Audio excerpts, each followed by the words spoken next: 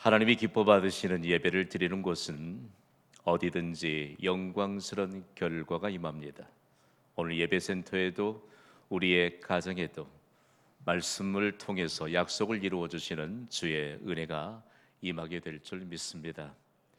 세계 역사를 연구하다 보면요, 참 안타까운 대목들을 발견하게 됩니다. 저는 오늘 정말 인류 역사 가운데 안타까운, 그러나 결코 숨길 수 없는 한 사건을 여러분과 함께 나누려고 합니다. 인도가 자랑하는 위대한 지도자 간디를 아시지요? 이 사람 이름이 엄청나게 길어요. 모한다스 카람찬드 간디. 이게 본래 이름입니다. 우리는 어떤 이름으로 기억하고 있나요? 마하트마 간디라고 기억하고 있습니다. 마하트마는 본래 이름이 아니고 인도의 시인인 타고르가 위대한 영혼이라고 하는 의미를 가진 마하트마를 그의 이름에 붙여주었거든요. 우리는 아마 마하트마 간디라고 훨씬 더 많이 이해하고 있을 것입니다. 간디가 청년 시절에 영국으로 유학을 갔잖아요. 영국에서 온갖 차별과 편견 그리고 냉대를 받으면서 유학 생활을 해야만 했습니다. 간디가 영국에서 서구 문물과 그리고 문화를 배웠는데 그에게 달실하게 다가오게 된 생각이 하나 있었습니다. 왜냐하면 서구인들의 문화의 기준이 되는 성경, 종교의 기준이 되는 성경을 꼭 읽지 않으면 안 되겠다는 절실한 생각이 든 것이지요. 성경을 손에 놓고 계속적으로 읽었습니다. 정독을 하고 읽었습니다. 성경에서 많은 걸 배웠지요. 특별히 간디의 눈에 빨려 들어왔던 대목이 예수님의 산상수훈입니다. 얼마나 가슴 깊이 전곡을 찌르는 생명의 말씀이었는지 그가 성경을 읽으면서 결정을 해요. 내 인생을 하나님께 온전히 바치겠다. 너무 귀한 결단이죠. 그러면서 영국에 세워진 교회들을 방문하면서 영국 교회를 통해서 복음을 온전히 받고 그리고 신앙생활을 하는 방법 그리고 기독교인들을 살리는 모든 이 인생을 좀 배우기로 하는데 영국 교회 그리스도인들이 결코 간디를 환영하지 않습니다. 그때 인도라고 하는 나라가 영국의 식민지였잖아요. 이들이 생각하기를 유색 인종은 미개한 이류 국민이라고 하는 이런 몹쓸 편견을 갖고 있었기 때문에 인도 청년 간디가 유학 생활 중에 영국 교회를 방문했는데 환영하지 않아요. 심지어는요, 예배당 문 밖에서 쫓겨나기도 했고 그리고 얼마나 그 냉대가 치열했든지 교회를 찾았던 청년 간디의 마음속에 큰 상처가 되었습니다. 한 교회도 간디를 환영해 주지 않자 그는 마음을 굳게 닫아버리면서 마지막 이런 말을 남겼습니다. 우리 한번 읽어보실래요? 시작. 나는 그리스도를 존경하지만 그리스도인은 경멸한다. 참 마음 아픈 대목이에요.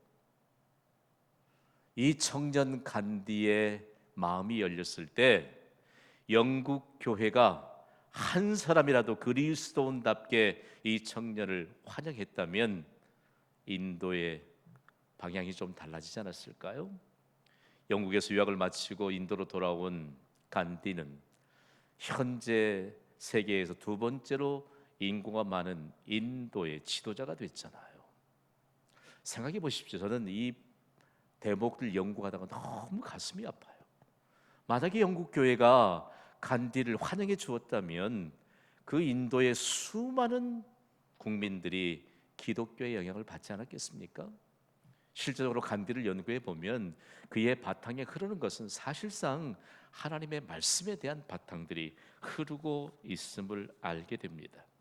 간절한 그의 소망을 뿌리쳤던 영국 교회의 역사를 보면서 구원받은 한 사람이 그리스도인으로 사는 것이 얼마나 중요한가를 느낍니다.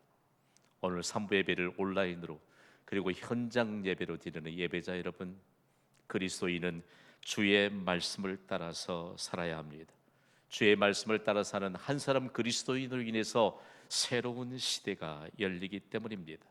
오늘 우리에게 주신 말씀은요, 아무도 부인할 수 없고 숨길 수 없는 한 사람 그리스도인으로 말미암아 새로운 시대가 열렸던 그 현장을 보여주고 있습니다. 우리 함께 새로운 시대가 열렸던 그 현장으로 떠나보겠습니다. 주의 말씀을 따라 사는 그리스도인 한 사람으로 인해서 새로운 시대가 열린 그 현장은요, 참 우리의 가슴을 두근거리게 합니다. 새로운 시대를 열었던 한 사람 그리스도인, 그를 우리는 잘 알고 있어요. 사도 바울입니다. 바울은 주의 말씀을 따라서 살면서 가는 곳마다 새로운 시대를 열었거든요. 사도행전에 기록된 바울의 행적을 보면요, 사도행전 11장에 보면 바울이 이제는 그들의 부르심을 받아서 안디옥에 세워진 교회에 가서 말씀을 가르치는데, 안디옥 교회의 성도들 모두가 인류 역사의 가운데 최초로 그리스도인이라고 하는 호칭을 받게 됩니다. 어쩌면 성도들이 다 한결같이 그리스도를 위해 사는 사람, 어쩌면 믿지 않는 사람들이 처음에는 비아냥거리는 투로 저 사람은 예수 그리스도밖에 몰라, 그러나 그들을 지켜보니까 새로운 시대를 열어가는 우리와는 다른 사람이라고 하는 의미를 가진 그리스도인이라고 하는 별칭을 붙여주었잖아요. 실제적으로 바울이 가는 곳곳마다 그리스도인으로 살면서 새로운 시대를 열어주었던 역사들을 증거하고 있는데, 고대 시대의 가장 흥왕했던 도시 에베소라고 하는 거대한 도시의 거점을 삼은 바울이 석 달 동안을 유대인의 회당에서 하나님 나라에 대해서 가르쳤습니다. 석 달을 가르쳤는데 그 결과가 참 안타깝잖아요. 말씀을 배웠던 사람들 중에 강력하게 바울을 저항하고 나오는 사람들이 있었습니다. 바울을 저항했던 사람들을 보니까 얼마만큼 바울을 저항했을까라고 하는 것인데요, 그 상황들에 대해서 오늘 본문 사도행전 19장 9절은 이렇게 증거하고 있거든요. 우리 소리 높이 함께 읽어볼까요? 시작. 어떤 사람들은 마음이 굳어 순종하지 않고 무리 앞에서 이 도를 비방하거늘 바울이 그들을 떠나 제자들을 따로 세우고 두란노 서원에서 날마다 강론하니라. 아멘. 짧은 한 구절이지만 어마어마한 배경들이 여기 담겨 있습니다. 어떤 사람들이 마음이 굳었다고 했습니다.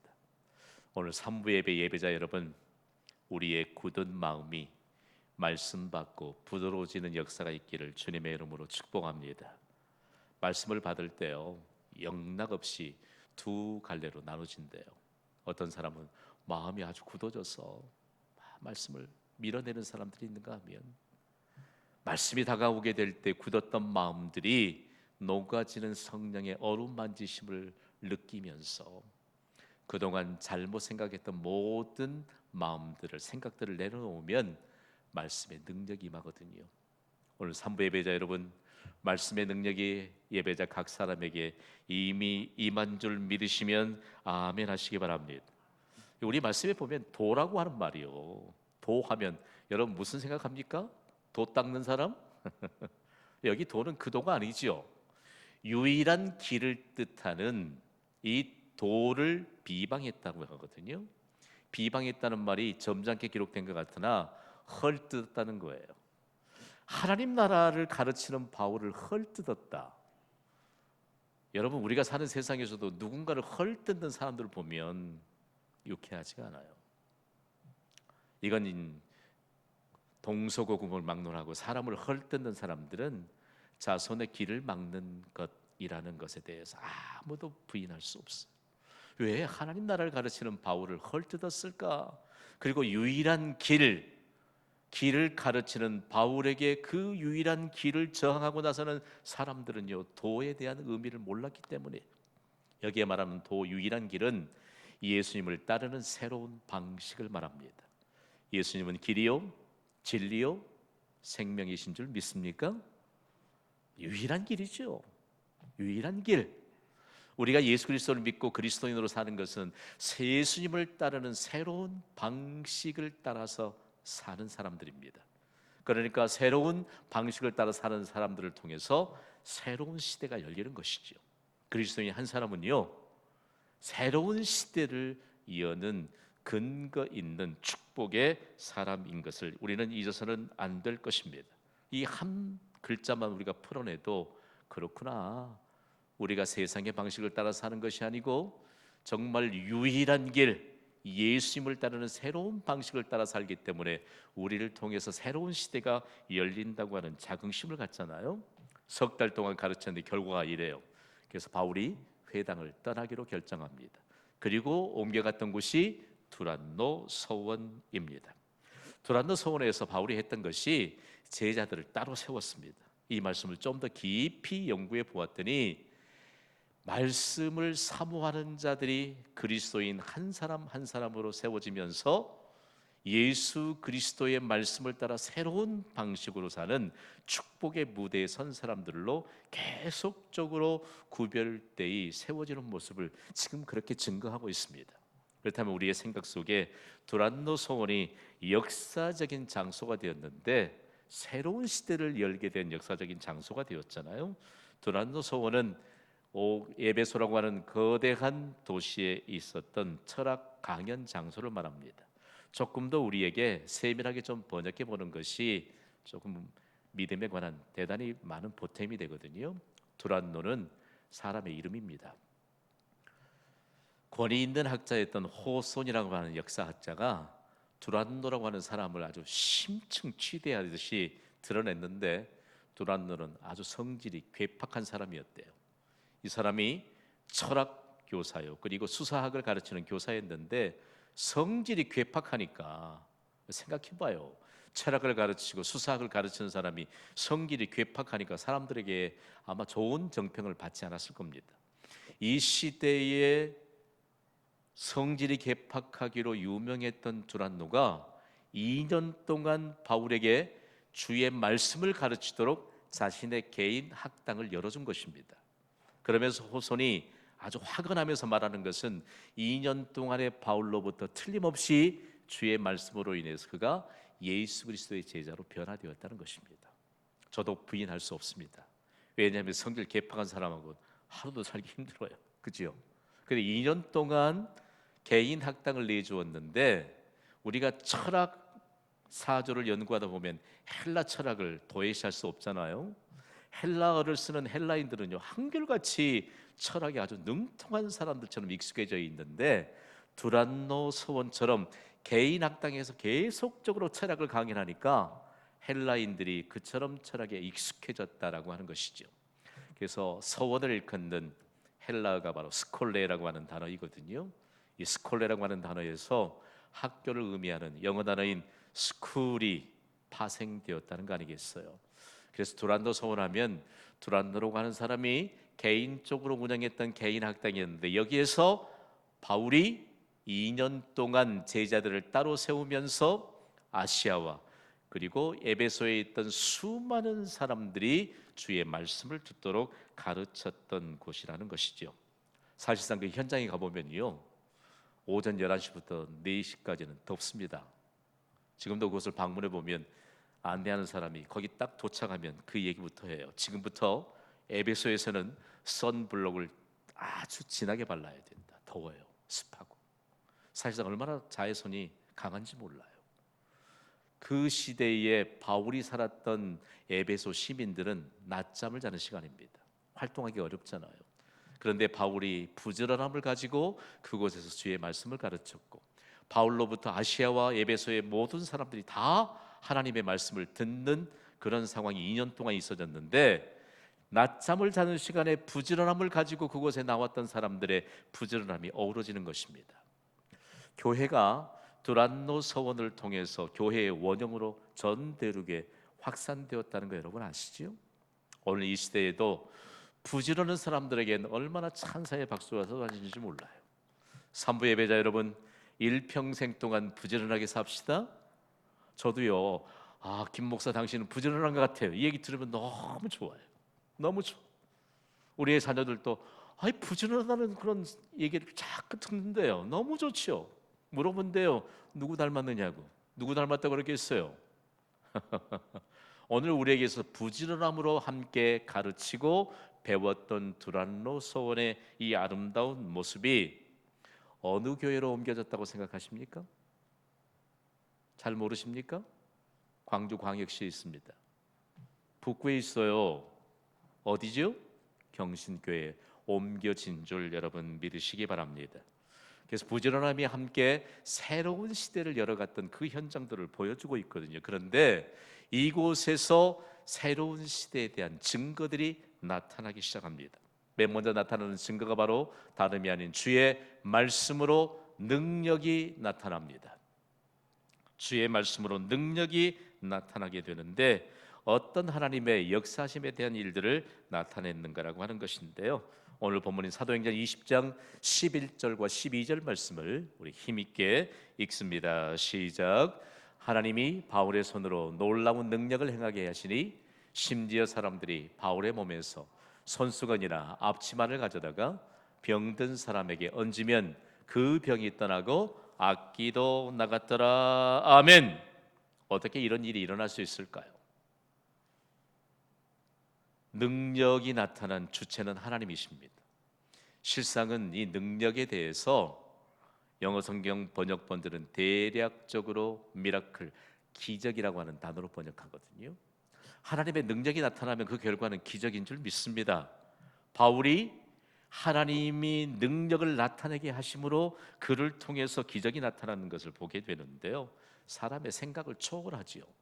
어떻게 바울의 몸에 있던 손수건을 가져다가 병자들에게 얹었는데 그들이 병고침을 받게 됐을까요? 그리고 악기가 떠나갈까요? 소위 바울이 둘렀던 앞치마는 작업할 때 두르는 거예요. 이해가 되시죠? 이걸 벗겨다가 바울이 갈 수 없기 때문에 멀리 떨어져 있는 가족들이나 이웃들에게 얹었는데 질병이 치유받게 되고 악기도 떠나가게 되었습니다. 하나님은요, 원격적으로도 치유하시는 전능자이심을 믿습니다. 뭘 얘기할까요?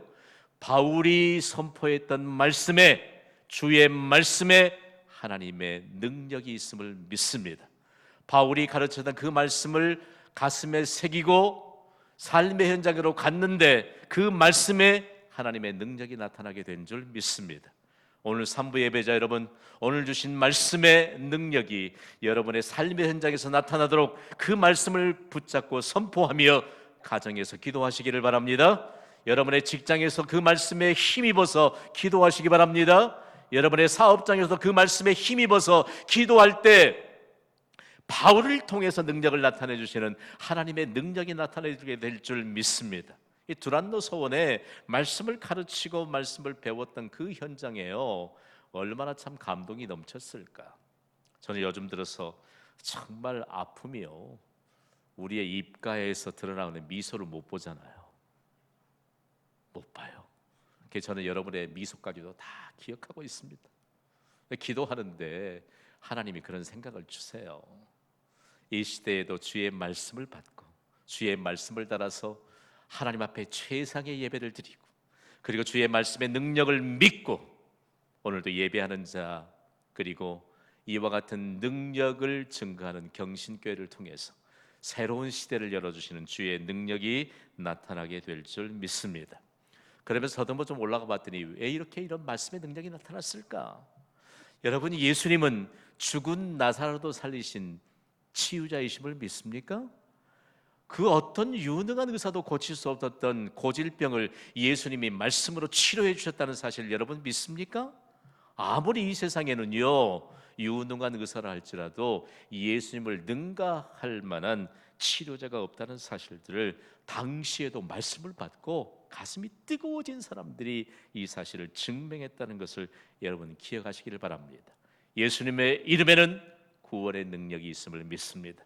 예수님의 이름에는 치유의 능력이 있음을 믿습니다. 예수님의 능력에는 그 누구도 할 수 없는, 사람으로 할 수 없는 놀라운 하나님의 역사와 능력이 나타나게 되는 줄 믿습니다.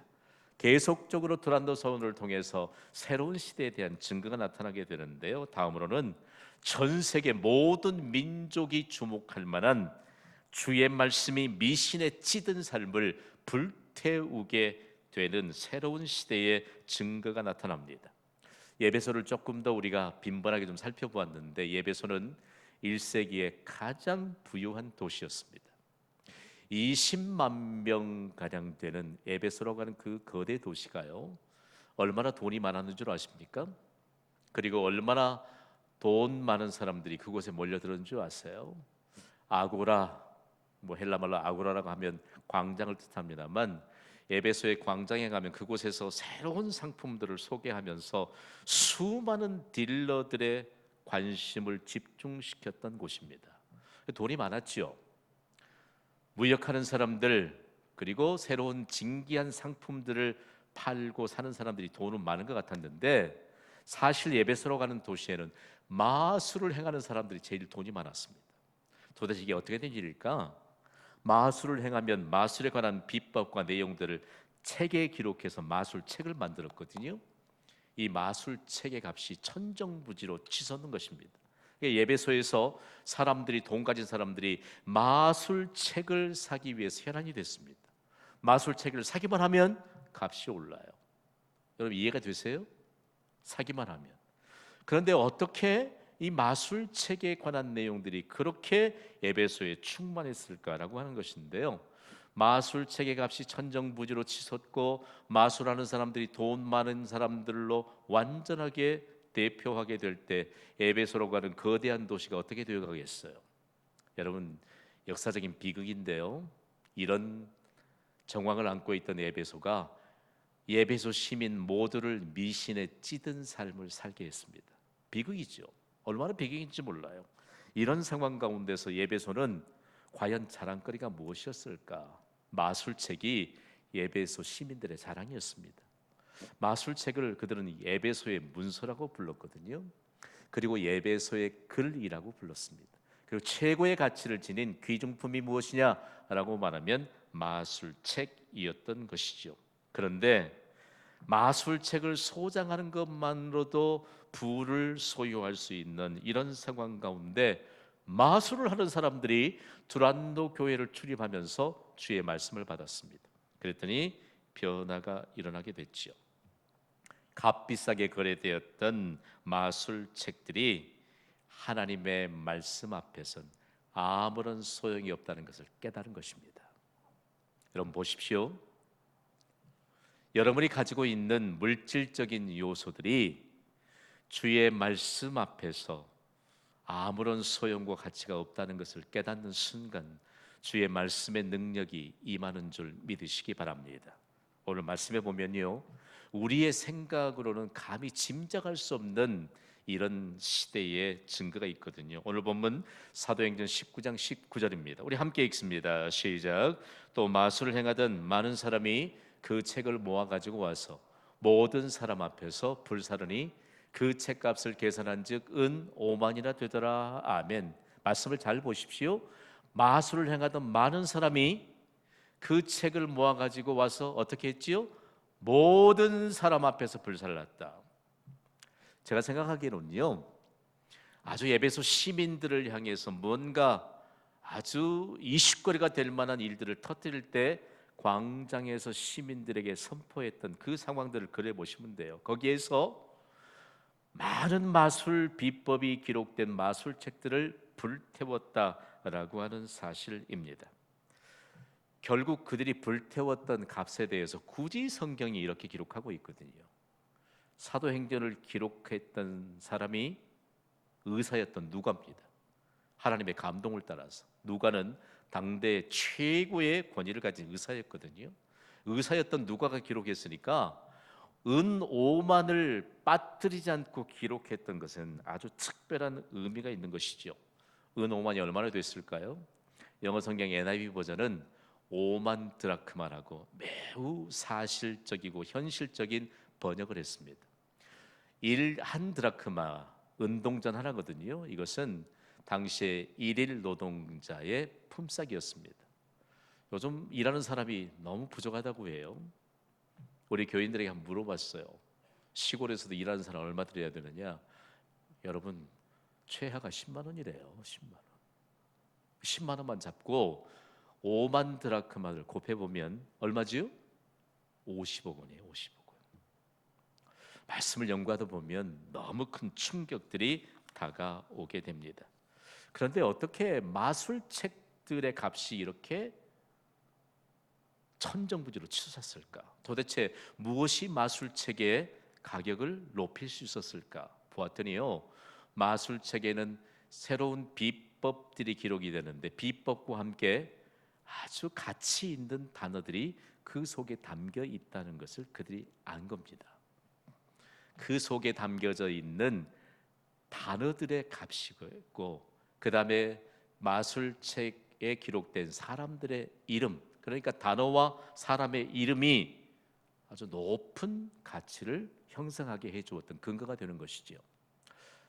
지금 이 말씀을 받는 산부 예배자 여러분, 세상에서 가장 가치 있는 단어들이 빼곡하게 기록된 책을 여러분 아세요? 어떤 책입니까? 성경입니다. 아무리 우리가 또 다른 지식에 통달한다 할지라도 세상에서 가장 가치 있는 단어들이 빼곡하게 기록된 성경을 읽지 않으면 가장 가치 있는 단어들을 우리가 섭렵할 수 없습니다. 그리고 성경책 안에는 새 시대를 열어주었던 하나님의 능력을 힘입었던 보배로운 이름들이 얼마나 많이 기록되어 있어요. 여러분이 갖고 있는 성경의 가치는 얼마나 됩니까? 여러분이 몇만 원 주고 샀다 할지라도 이제는 그거 지워버리셔야 돼요. 마술책 모아서도 50억 원이나 됐는데 우리가 가진 성경은 최하 50억 원이라니까. 이거 가치 환산할 수 없어요. 오늘 삼배배를 통해서 우리 모두가 성경의 가치를 새롭게 해석할 수 있는 은혜가 임하게 되기를 원합니다. 얄팍한 생각 하나가 들 때, 이 마술사들이 귀하게 변화받았으니까 그 책 좀 팔아서 쓸 수도 있잖아요. 그런데 여기엔 두 가지 분명한 이유가 있습니다. 하나는 주의 말씀의 가치 앞에서 50억 원은 아무런 의미가 없다는 것입니다. 믿으시면 아멘 하세요. 오늘 하늘의 아름다운 보고를 열어주시는 주의 약속이 임하게 되기를 주님의 이름으로 축복합니다. 그리고 그 사람들이 굳이 수많은 사람들을 모아다가 불태웠던 것은요, 고대 사회에서는 책의 내용을 부정할 때 반드시 그 책을 불태웠습니다. 그러니까 주의 말씀 앞에서 마술책들이 거짓이요 허구인 것을 인정하게 된 것이지요. 그래서 의사인 누가가 사도행 궤를 기록하면서 이 중요한 내용을 빠뜨리지 않았던 것입니다. 오늘 예배를 통해서 말씀하시는 하나님의 은혜가 우리 모두에게 임하게 되는 것은 그동안 에베소라고 하는 도시가 미신에 찌든 삶을 살았잖아요. 뭐 때문에요? 마술책 때문에. 그런데 에베소 시민들이 미신에 찌들려 있는 삶으로부터 해방받게 한 사람들이 마술을 행하던 사람들입니다. 그리고 비싼 책을 가지고 부를 자랑했던 사람들입니다. 이제는 악한 영에 붙잡혔던 사람들이 주의 말씀에 붙잡힐 때 새로운 시대를 열면서 수많은 에베소 시민들을 새로운 시대의 바늘에 세워줄 수 있는 축복의 도구가 되었다는 것이죠. 그래서 에베소 시민들이 주의 말씀을 따라서 두란노 소원으로 나오고 계속적으로 에베소에 세워진 교회로 나아가는 모습들을 오늘 본문 20절은 이렇게 증가하고 있습니다. 읽겠습니다. 시작. 이와 같이 주의 말씀이 힘이 있어 흥왕하여 세력을 얻으니라. 아멘. 주의 말씀이 힘이 있다. 오늘 우리 예배자 한 사람 한 사람이 주의 말씀을 받으면 하나님의 말씀이 우리를 통해서 나타나게 될 줄 믿습니다. 우리는 말씀의 능력에 힘입어 사는 사람들이에요.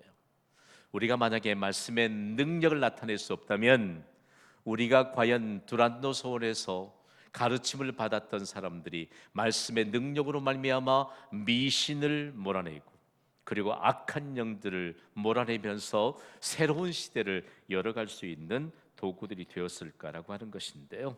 오늘 우리는 결론적으로 이런 말씀을 받습니다. 다 함께 선포합니다. 시작. 주의 말씀으로 새로운 시대가 열립니다. 아멘.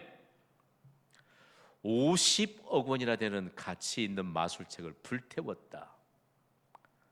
그들이 한 영혼의 가치를 알았기 때문이에요. 지금 코로나19로 인해서 전 세계가 혼란 속에 빠져 있습니다만 우리 한국의 역사만 더듬어 올라가도요, 미신으로 찌들어 있었던 한반도의 그런 정세들 여러분 아시잖아요.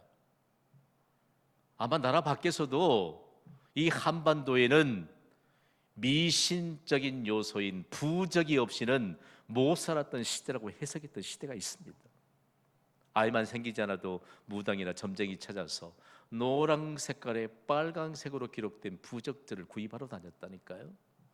그 부적들이 얼마나 비싼 값에 거래되었는지 여러분 아세요? 새로운 사업을 시작하려고 하면 부적부터 찾았던 사람들이 이 한반도에 있었습니다. 그러나 한국 교회가 세워지고 난 다음에 주의 말씀이 흥황해지도록 한 사람 한 사람 한국 교회의 성도들이 주의 말씀을 따라서 한 영혼의 가치와 주의 말씀의 가치를 깨닫는 두란노 서원으로 한국 교회가 견고하게 세워지게 될 때 정부가요, 한국 교회의 성도들의 삶을 통해서 미신을 미풍양속이라고 거칠게 포장을 했던 것을 완전히 깨뜨리고 한국 교회에서 모범을 받아서 미신을 타파하기 위한 이와 같은 구체적인 정책을 세웠다는 거 여러분 아세요? 오늘 이 시대를 살아가는 한국교회 성도 여러분, 오늘 주의 말씀이 흥왕해서 새로운 시대를 열어갔던 에베소 시민들처럼 이 시대의 가장 강력한 하나님의 역사에 대한 증거를 가질 수 있게 되기를 주님의 이름으로 축복합니다. 바울이 말씀을 가르쳤던 두란노 서원, 그리고 에베소라고 하는 거대한 도시, 그리고 소아시아 지방과 유럽 전역과 전 세계적으로 뻗어나갔던 복음의 역사에 대한 근거가 되었던 사도 바울을 신학자들은 이렇게 해석하고 있거든요. 함께 읽어봅시다. 시작. 사도 바울은 10만 명의 목사나 10만 명의 선교사가 할 수 없는 일을 한 사람의 믿음으로 이루었다. 동의가 되세요? 이 말씀을 잘 들으셔야 돼요. 바울이 두란노 서원에서 2년 동안 가르칠 때 아시아 지역, 요한계시록에 등장하는 소아시아 지역과 그리고 골로새 지역과 그리고 유럽과 유럽에서 다시 미대륙으로, 미대륙에서 다시 한반도로 모든 전역으로 복음이 퍼져가게 했던 바울이 전했던 그 복음이 한국에 상륙했을 때 한국에 몇 사람의 목사가 필요합니까? 미대륙에는 몇 사람의 목사가 필요합니까? 그리고 복음을 전혀 듣지 못했던 지역의 선교사로 파송받은 선교사들은 몇 사람이나 필요합니까? 바로 이런 내용이에요. 그런데 2년 동안 두란노 서원에서 말씀을 배웠던 사람들이 아시아 지역과 그리고 초기 기독교 시대에 그들이 가는 곳곳마다 교회를 세우는 바탕으로 준비되었다는 것입니다. 가슴이 뛰잖아요. 여러분, 오늘 경신교회를 세우신 분이 하나님이심을 믿습니까? 하나님이 우리에게 마치 초기 기독교 시대에 교회를 세울 수 있는 바탕으로 준비되었던 두란노 서원 출신들의 제자들처럼 오늘 우리로 말미암아 새로운 시대가 열리는 하나님의 역사가 이 땅에 임하게 될 줄 믿습니다. 일평생 동안 우리로 인하여 새로운 시대가 열리는 것을 만방에 증거할 수 있는 복된 인생을 사시기를 주님의 이름으로 축원합니다. 이 시간 우리 합심해서 기도할 텐데 공통적인 기도 제목을 우리의 입술로 또박또박 읽어가면서